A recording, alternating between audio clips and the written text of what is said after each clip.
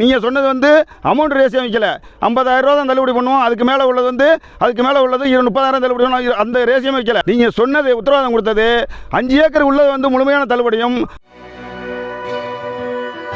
முழுமையாக கடன் தள்ளுபடி பண்ணுறேன்னு சொன்னாங்க.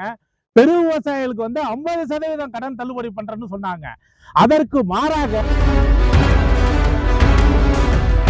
5 ஏக்கருக்கு உட்பட்ட நிலம் வைத்திருக்கும் விவசாயிகளுக்கு முழு கடன் தள்ளுபடி என்று விஜய் உத்தரவாதம் அளித்ததால் தான் அவருக்கு வாக்களித்தோம் என்றும், ஆட்சிக்கு வந்த பின் வாங்கிய கடன் தொகைக்கு ஏற்ப தள்ளுபடி என்று அறிவித்திருப்பது துரோகம் என்றும் விவசாயிகள் கூட்டமைப்பினர் குற்றம் சாட்டியுள்ளனர். தாம் தேர்தலுக்கு முன்பு அளித்த வாக்குறுதியை முதலமைச்சர் நிறைவேற்றவில்லை என்றால் ஜூன் 1ஆம் தேதி ஆர்ப்பாட்டத்தில் ஈடுபடப் போவதாகவும் அவர்கள் தெரிவித்துள்ளனர். தமிழ்நாடு முதலமைச்சர் வந்து விவசாயிகளுக்கு கடன் தள்ளுபடி அறிவிச்சிருக்கிறாரு. அதாவது என்னென்னா, தேர்தல் அறிவிப்பில் அவர் சொன்னது என்னென்னா, 5 ஏக்கருக்கு உள்ள விவசாயிகளுக்கு வந்து முற்றிலுமான தள்ளுபடி, முழுமையாக தள்ளுபடி.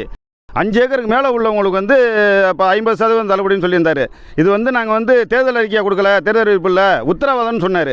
அந்த உத்தரவாதத்தை நம்பி தானே விவசாயிகள் வந்து இத்தனை வாக்குகளை அவருக்கு செலுத்தினாங்க, முதலமைச்சராக கொண்டு வந்தாங்க. அது வந்து இப்போ விவசாயிகளுக்கு வந்து ஏமாற்றத்தை அளிக்குது. இந்த நேற்று அறிவிப்பு வந்து முற்றிலும் அது தவறானது. அது மிகுந்த ஏமாற்றத்தையும் கொந்தளிப்பையும் உண்டு பண்ணுது. இது நம்பி வாக்களித்த விவசாயிகளை வந்து இது முற்றிலும் ஏமாத்துற வேலையாக இருக்குது.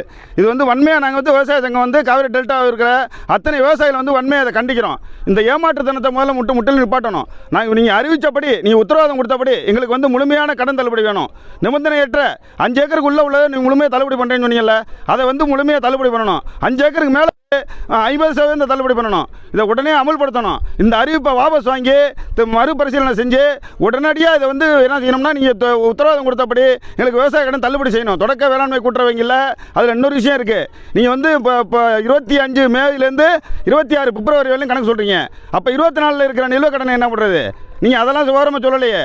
அதை என்ன செய்யணும்னா, நிலுவை கடன் இன்று தேதி வரலையும், இந்த 26 மே மாதம் வரலையும் என்ன செய்யணும்னா, அனைத்து கடனையும் தள்ளுபடி பண்ணணும்.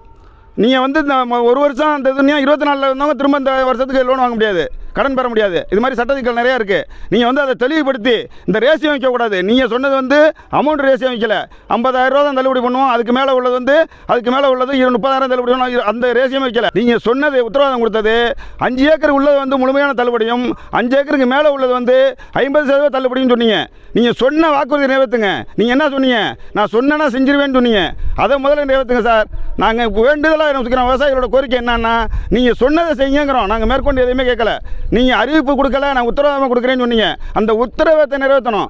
அப்படி நிறைவேற்ற மறுத்தால் ஜூன் 1ஆம் தேதி மறு அறிவிப்பு வரலன்னா ஜூன் 1ஆம் தேதி தஞ்சாவூர் மத்திய கூட்டுறவங்க முன்பு ஆர்ப்பாட்டம் நடைபெறும் என்பதை தெரிவித்துக் கொள்கிறேன். ஆனால் தேர்தல் அறிக்கையில் வந்து ஒன்று சொல்லுவாங்க. தேர்தல் அறிக்கையில் சொன்னதுபடி விவசாயிகளுக்கு என்ன ஒரு அறிக்கை சொல்றாங்களோ அதை வந்து முதலமைச்சர் பதவியேற்ற உடனே முதல் கையெழுத்தான் அதை வந்து போடுவாங்க. அதற்கு மாறாக இன்றைய தினம் முதலமைச்சர் ஜோசப் விஜய் வந்து 2026 தேர்தல் அறிக்கையில வந்து கடன் தள்ளுபடியை பத்தி அறிவிப்பு கொடுத்தாங்க. ஆனா அந்த அறிவிப்புல வந்து இதுவரைக்கும் யாருமே சொல்லாத அளவுக்கு ஒரு நல்ல ஒரு தேர்தல் அறிக்கையை வந்து கொடுத்தாங்க. அந்த தேர்தல் அறிக்கையில வந்து சிறு விவசாயிகளுக்கு வந்து முழுமையா கடன் தள்ளுபடி பண்றேன்னு சொன்னாங்க. பெரு விவசாயிகளுக்கு வந்து 50% கடன் தள்ளுபடி பண்றேன்னு சொன்னாங்க. அதற்கு மாறாக கடன் தள்ளுபடியை விட்டுட்டு அவங்க வந்து 1 லட்சம் ரூபாய் வாங்குறவங்களுக்கு 5,000 ரூபாய் தள்ளுபடின்னு சொல்றாங்க. 1 லட்சம் ரூபாய்க்கு வந்து வட்டியே வந்து 9,000 ரூபாய் வருஷத்துக்கு வருது. அப்ப சிறு விவசாயிகள் வந்து 1,80,000 ரூபாய் வாங்கியிருக்கோம், அவங்களுக்கு வந்து வட்டியே 16,000 ரூபாய் வருது. இந்த 5,000 ரூபாய் தள்ளுபடிங்கிறது வந்து கடன் தள்ளுபடிங்கிறது வந்து அது வந்து விஞ்ஞான ரீதியா ஒரு ஊழலா தான் நாங்க அதை பாக்குறோம். இதை வந்து இப்ப இது மாதிரிக்கே தள்ளுபடியை வந்து அறிவிச்சிங்கன்னா அனைத்து தரப்பு விவசாயிகள் மத்தியில மிகப்பெரிய ஒரு கொந்தளிப்பா இருக்கு.